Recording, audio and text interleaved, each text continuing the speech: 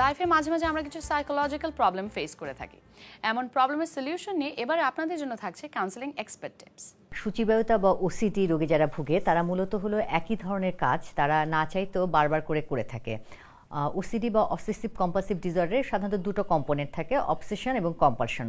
অবসেশনে যেটা হয় হলো অহেতুক একই চিন্তা বা অপ্রয়োজনীয় একই চিন্তা রোগী না চাইতেও তার মাথায় জোর করে ঢুকে যাবে। এই চিন্তাগুলো হয় হলো বারবার করে ঢুকবে। এটা সাংঘাতিক রকমের ডিস্ট্রেসিং বা অ্যাংজাইটি প্রভোকিং, অর্থাৎ চিন্তাগুলো আসলে সাংঘাতিক রকমের রোগীর মধ্যে কষ্টবোধ করে, উদ্বেগ বোধ করে এবং সে জানে হলো চিন্তাটা অপ্রয়োজনীয়, তারপরে হলো চিন্তাটা তার মাথায় চলে আসবে। যেমন হতে পারে সে একবার হয়তো বা তালাটা চেক করলো, চেক করার পরে তার মনে হলো যে বোধহয় আমি হলো তালাটা আসলে খুলে রেখে আসছি, অথবা গ্যাসের চুলাটা বোধহয় হলো এটা আটকানো হয়নি। এই যে চিন্তাটা আসার কারণে তার কিছু কম্পালসিভ অ্যাক্ট হবে, অর্থাৎ হলো যেহেতু এটা অ্যাংজাইটি তৈরি করছে সে কিন্তু লজিক্যালি এটা জানে যে এটা সে তালাটা বন্ধ করেছে, কিন্তু যেহেতু তারপরে চিন্তাটা আসছে এবং ডিস্ট্রেস তৈরি করছে সেজন্য হলো কম্পালসিভ কিছু অ্যাক্ট করবে। কম্পালসিভ অ্যাক্ট মানে হলো সে যেমন হলো সে তালাটা হলো আবার চেক করবে। এটা একবার চেক করার পরে যে সে খুব রিলিফড হবে তা না, চিন্তাটা আবার আসবে, আবার সে চেক করবে, আবার সে চিন্তাটা আসবে, আবার সে চেক করবে। এই অবসেশনটা সেটা কিন্তু নানাভাবে হতে পারে। একবার হাত ধুয়ে ফেললো, মনে হলো হাতটা বোধহয় ঠিক মতো করে ধোয়া হলো না। আবার অনেক সময় অনেকের হয়ে থাকে যে বোধহয় যে একটা নির্দিষ্টভাবে হলো তার জিনিসপত্রগুলো গুছিয়ে রাখতে হবে, যেটাকে আমরা অর্ডারলিনেস বলি।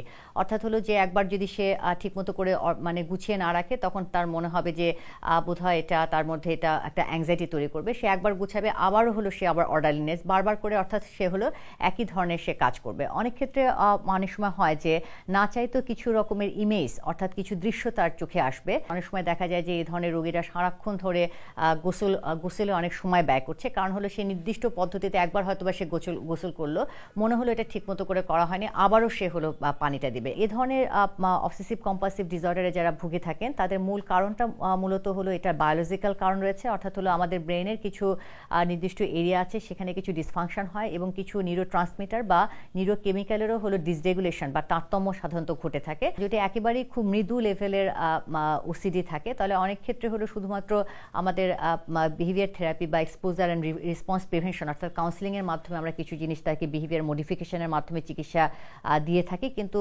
বেশিরভাগ ক্ষেত্রেই আসলে এই ধরনের রোগীরা, বিশেষ করে মডারেট টু সিভিয়ার যারা, তাদের কিন্তু অবশ্যই হলো সাময়িকভাবে কিছুদিন অন্তত ওষুধ লাগে এবং ওষুধের পাশাপাশি আমাদের কিছুটা কাউন্সিলিং বা তার যে বিহেভিয়ার থেরাপি এটার মাধ্যমে যদি হলো রোগী ঠিক মতন করে চিকিৎসা নেয় তাহলে কিন্তু সে প্রায় অনেকখানি হলো ভালো হয়ে ওঠে এবং এই যে তার অ্যাপারেন্টলি তার যেটা মনে হচ্ছে যে অস্বাভাবিক চিন্তা ভাবনা ইত্যাদি তার মধ্যে কাজ করছে সেটা কিন্তু অনেকাংশে তার আসলে কমে তার একটা মোটামুটি গুণগতভাবে একটা ভালো জীবন তার লাভ করা সম্ভব।